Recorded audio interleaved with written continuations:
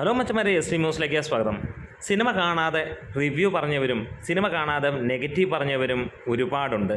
ഇത് ടർബോയെക്കുറിച്ചാണ് പറയുന്നത്. അവസാനം സിനിമ കാണാനിടയായ മറുനാടൻ വരെ മാറ്റി പറഞ്ഞു ഈ സിനിമ പോസിറ്റീവാണ്. സമയം കളയാൻ ഇഷ്ടപ്പെടുന്നവർക്ക്, മമ്മൂട്ടിയുടെ ഒരു നല്ല സിനിമ കാണാൻ, അടിപ്പടം കാണാൻ ആഗ്രഹിക്കുന്നവർക്ക് സൂപ്പറാണ്. മോഹൻലാലിൻ്റെ കാസിനോവ പോലെ ബോറടിപ്പിക്കുന്നതല്ല. ഇത് മറുനാടൻ്റെ വാക്കുകളാണ്. എന്തായാലും മറുനാടൻ വരെ ആ രീതിയിൽ ചിന്തിച്ചു തുടങ്ങി. ഇനി ബാക്കിയുള്ളത് ചെറിയ അല്ലെങ്കിൽ വെറും ഉണങ്ങിയ പഴയ ആട്ടുംകാട്ടങ്ങൾ മാത്രം. ചില ചാനലുകളെക്കുറിച്ച് തന്നെയാണ് നമ്മളീ പറഞ്ഞത്. കുരയ്ക്കുന്നുണ്ട്, വലിയ വാ തുറന്ന് കുരയ്ക്കുന്നുണ്ട്. അവൻ്റെ കുര അവിടെ കുരച്ചുകൊണ്ടിരിക്കുന്നു. അവന്മാർ അങ്ങനെ കുരയ്ക്കട്ടെ.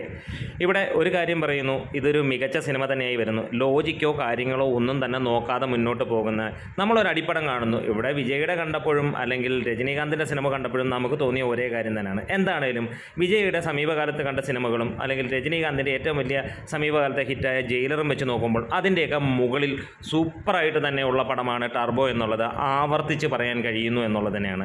കാരണം ഇതങ്ങനെ ആ ഒരു ജോണറിലുള്ള പടം തന്നെയാണ്. പക്ഷേ ഇതിനൊരു വ്യത്യസ്തത കൂടിയുണ്ട്. ഇന്ന് ഒരു സക്സസ് ട്രെയിലർ ഇറങ്ങിയപ്പോൾ സാധാരണക്കാർക്ക് മനസ്സിലാക്കി, ഇങ്ങനെ കള്ളത്തരം പറഞ്ഞ് അല്ലെങ്കിൽ ഒരു സിനിമ പൊളിക്കാൻ നോക്കുന്ന ഉണക്ക ആട്ടുംകാട്ടൻ ചാനലുകളെ പോലെയല്ല, അല്ലെങ്കിൽ സോഷ്യൽ മീഡിയയിൽ അവരെക്കുറിച്ചൊന്നും പറയില്ല. കാരണം ഫാൻസാണ്, അവരെ സംബന്ധിച്ചിടത്തോളം അങ്ങോട്ടും ഇങ്ങോട്ടുമുള്ള അടിയാണ്. അത് അവരുടെ രീതികളാണ്, അതിൽ നമ്മൾ ഇടപെടില്ല, നമുക്ക് താല്പര്യവുമില്ല. പക്ഷേ ഇങ്ങനെ ആട്ടുംകാട്ടൻ ചാനലുകൾ അടിച്ചു വിടുമ്പോൾ ഒരു കാര്യം ആലോചിക്കണം, അന്നം തിന്നുന്നത് ഈ ഒരു കാര്യം കൊണ്ട് തന്നെ ആയിരിക്കാം കൂടുതലും. എന്നിട്ട് ഈ പറഞ്ഞ പോലെ പ്ലേറ്റിൽ വിസർജിക്കുക എന്നുള്ളത്, ഞാനതൊരു മാന്യമായ ഭാഷയിൽ പറയുന്നു, എന്നിട്ടത് വാരി തിന്നുന്ന പരിപാടിയാണ് അവർ കാണിക്കുന്നത് എന്നുള്ളതാണ്. സിനിമ കണ്ടിട്ട് ഇഷ്ടപ്പെട്ടില്ലെങ്കിൽ ഇഷ്ടപ്പെട്ടില്ല എന്ന് പറയുക, ഇഷ്ടപ്പെട്ടെങ്കിൽ ഇഷ്ടപ്പെട്ടെന്ന് പറയുക, അതാണ് മാന്യത എന്നുള്ളതാണ്. അപ്പം ഇവിടെ നമുക്ക് കാണാൻ കഴിയുന്ന കാര്യം വേറെ ഒന്നുമല്ല. ഇങ്ങനെ വമ്പൻ ചാനലുകൾ പലരും തള്ളിപ്പറഞ്ഞുവെങ്കിൽ ഇന്ന് അവർ സിനിമ കണ്ടിട്ട് മികച്ചതാണ് എന്ന് വരുന്നു. അതുപോലെ തന്നെ മലയാളികൾ മുഴുവൻ അല്ലെങ്കിൽ സിനിമയെ തിയേറ്ററിൽ പോയി കണ്ടവരെല്ലാവരും ഇത് ഗംഭീരം എന്ന് തന്നെയാണ്, ആരും മോശം പറയുന്നില്ല.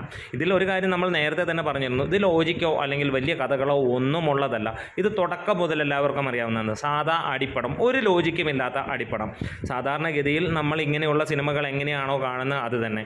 പിന്നീട് പലർക്കൊക്കെ അരോചകമാകാം, ചിലർക്കൊക്കെ ഇഷ്ടപ്പെടാം. പക്ഷേ കുട്ടികളും സ്ത്രീകളെയും സംബന്ധിച്ചിടത്തോളം മികച്ച രീതിയിലുള്ള ഒരു കാര്യം തന്നെയാണ് അമ്മ മകൻ ബന്ധത്തിൽ. ചിലർക്ക് നമുക്കൊക്കെ അല്ലെങ്കിൽ ഒരുപാട് പേർക്ക് തോന്നിയിട്ടുണ്ടാവാം ഇതൊരു ക്ലീഷേ അല്ലേ എന്നുള്ളത്. പക്ഷേ അത് എൻജോയ് ചെയ്ത ഒരുപാട് സ്ത്രീകളെയും കുട്ടികളെയും ഒരുപാടെന്നല്ല ഒട്ടുമിക്ക ജനങ്ങളും അത് ഇഷ്ടപ്പെടുകയായിരുന്നു. കാരണം ആ ഒരു അഭിനയത്തിൻ്റെ പ്രത്യേകത, ബിന്ദു പണിക്കർ മമ്മൂട്ടി കോമ്പിനേഷൻ. ഇനി മമ്മൂട്ടിയിലെ നടനിലേക്ക് വരികയാണെങ്കിൽ ഇതിലും അദ്ദേഹം മികച്ച രീതിയിൽ തന്നെ അഭിനയിച്ചിരിക്കുന്നു എന്നുള്ളത് തന്നെയാണ്.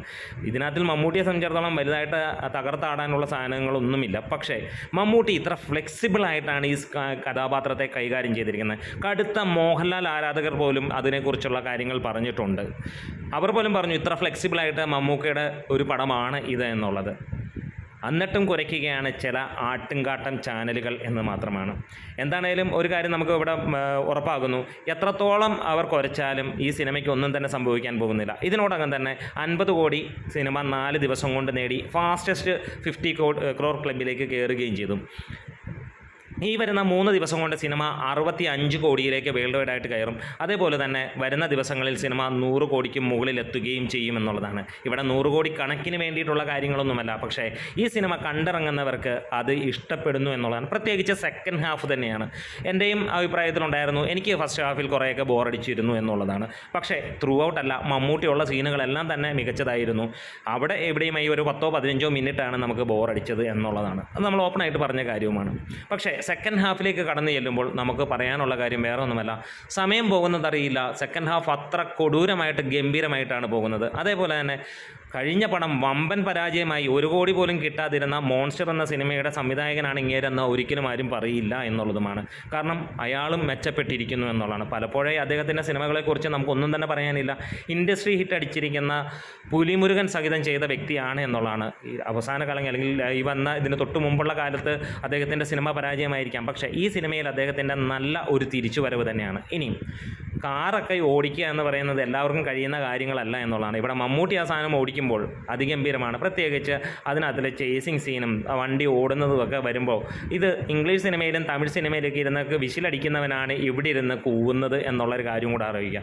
നീയൊക്കെ കൂവിക്കോ, എത്ര വേണേലും കൂവിക്കോ എന്നുള്ളത് നമ്മൾ പറയുന്നു.